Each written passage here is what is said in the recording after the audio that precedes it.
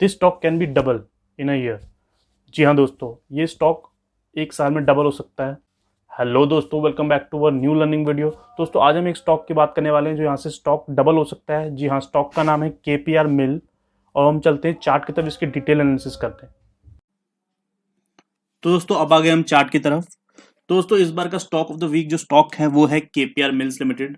जी हाँ दोस्तों, KPR mills limited textile company का स्टॉक है और इसका करंट मार्केट प्राइस अभी चल रहा है 753 रुपये। तो दोस्तों हम थोड़ा सा इसके फंडामेंटल्स भी देख लेते हैं, क्योंकि फंडामेंटल्स देखना बहुत जरूरी है किसी भी स्टॉक में इन्वेस्ट करने से पहले, चाहे आप ट्रेडिंग करो चाहे इन्वेस्टमेंट करो। थोड़े बहुत फंडामेंटल्स आपको पता होने चाहिए किसी भी स्टॉक के। तो दोस्तों ये टेक्सटाइल कंपनी, जैसे कि मैंने आपको बताया, टेक्सटाइल कंपनी है और इसका करंट मार्केट प्राइस अभी चल रहा है 753 रुपये। और अगर हम इसकी ओनरशिप की बात करेंगे तो ओनरशिप इसमें प्रोमोटर की जो होल्डिंग है वो 74.78% है, क्योंकि जो सेबी का रूल है कि 75 से भी कम होनी चाहिए प्रोमोटर की होल्डिंग, तो उन्होंने थोड़ी सी कम करके 74.78% है। तो इससे हमें पता चलता है कि प्रोमोटर की अपनी कंपनी के ऊपर कॉन्फिडेंस है, इसलिए उसने अपना स्टेक अपने पास रखा हुआ है।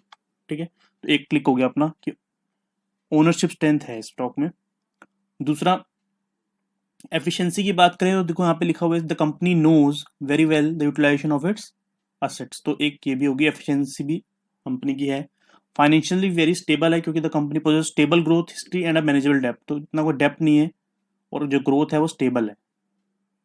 अगर आप देखेंगे इसका तो इसकी जो डेप्थ है वो 497 करोड़ का है, और कैश भी कंपनी का 42 करोड़ रुपए है, और जो मार्केट कैप है कंपनी का वो 25,000 करोड़ है, 25,742 करोड़। तो एक बार हम देख लेते हैं इसके पीयर्स जो हैं।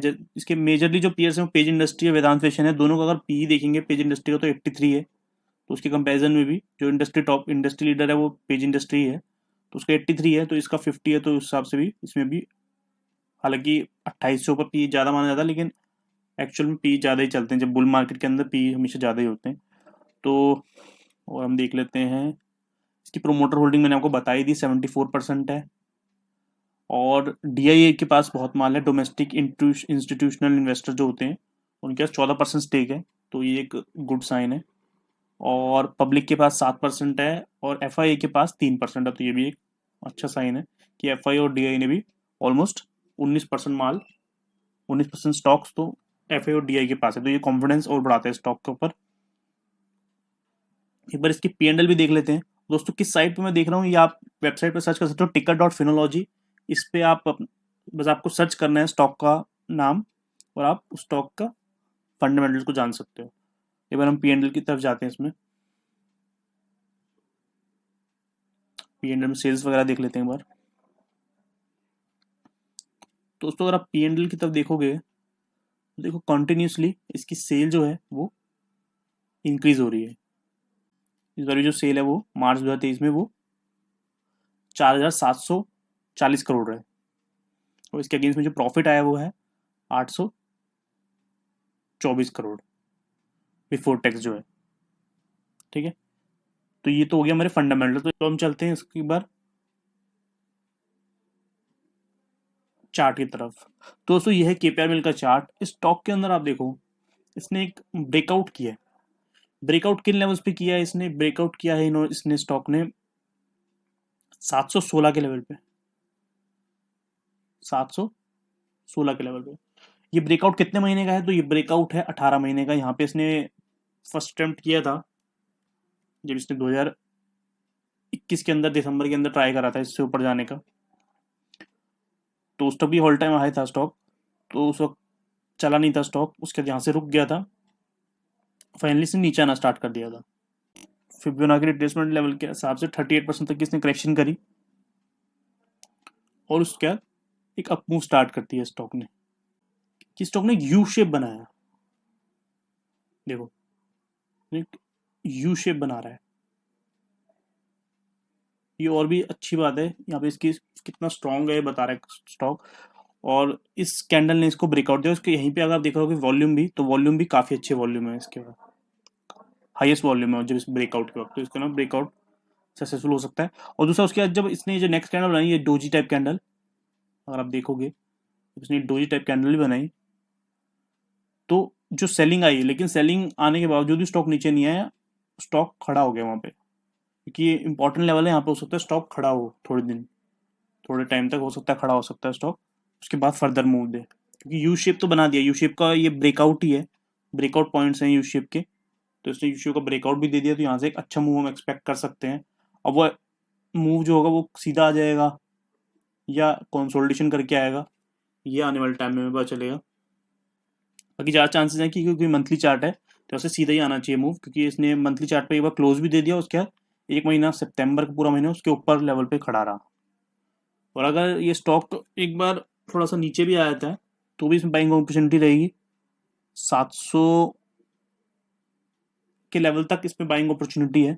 एक बार अगर ये स्टॉक 645 के नीचे आ जाता है तो फिर एक बार वीक हो जाएगा स्टॉक, और फिर हमें सोचना पड़ेगा कि इसके अंदर एग्जिट भी प्लान कर सकते हैं, क्योंकि ये इंपॉर्टेंट लेवल्स हैं। एक बार वीकली चार्ट भी देख लेते हैं, जैसे कि मैंने कहा ही था वीकली चार्ट में भी एक बार यू शेप बना रहा है, उसके बाद इसने फर्दर मूवमेंट लिया, उसमें आप वो भी देख सकते हो कितने इसमें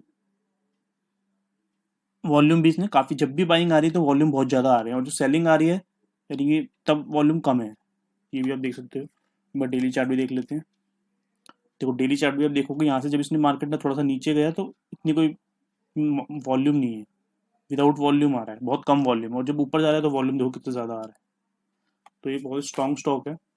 और यू शेप का ऑलमोस्ट ने ब्रेकआउट दे दिया है।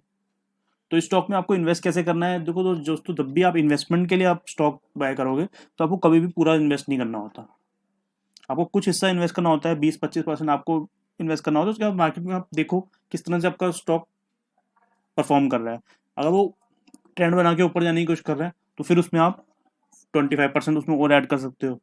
और अगर इसमें थोड़ा सा मैंने जैसे बताया 700 के लेवल तक आप इसमें बाय कर सकते हो, तो आप थोड़ा सा आपको भी इसमें दिमाग लगाना पड़ेगा कि इसमें किस तरीके से मैं इन्वेस्ट करूँ, कि 25% अभी डाल दिया, उसके बाद फिर थोड़ा 20%, फिर इस तरह से आप अपना पूरा अमाउंट जितना भी आपको इसमें इन्वेस्ट करना है वो थोड़ा थोड़ा करके इसमें इन्वेस्ट करो।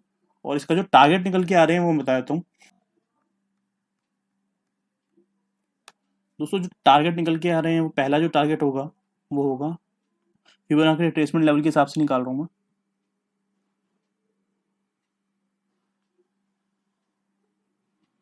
जो पहला टारगेट होगा आपका वो था आपका 769, देखो वहां से ही स्टॉक थोड़ा सा नीचे हो गया, क्योंकि रेजिस्टेंस बनना ही था, कोई प्रॉब्लम नहीं है इसमें। उसकी जो नेक्स्ट टारगेट है वो 853 रुपये है, उसके बाद जो नेक्स्ट टारगेट है वो 893 रुपीज़ है, और उसका जो नेक्स्ट टारगेट है वो 947 रुपीज़ है। तो दोस्तों ये रिस्पेक्टिव टारगेट मैंने आपको बता ही दिए, जो एक्सपेक्टेड टारगेट है। दोस्तों इस स्टॉक में आप नज़र बना के रख सकते हो, और किस तरह से इन्वेस्ट करना है मैंने आपको बता ही दिया है। तो अभी के लेते हैं दोस्तों, मेरे चैनल को आप सब्सक्राइब कर लीजिए, इस वीडियो को लाइक कर दीजिए और शेयर कर दीजिए, ताकि मैं आने वाले टाइम में आपके लिए इस तरह की एजुकेशनल वीडियो बनाता रहूँ। Thank you.